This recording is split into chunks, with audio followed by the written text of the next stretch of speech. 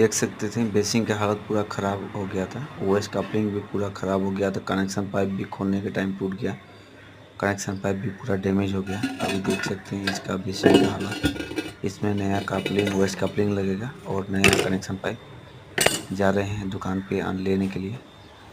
और जहाँ पर बेसिंग बैठा था वहाँ पर देख सकते हैं कितना ही बुरा हाल हुआ है। जा रहे हैं दुकान पे सामान आनने के लिए।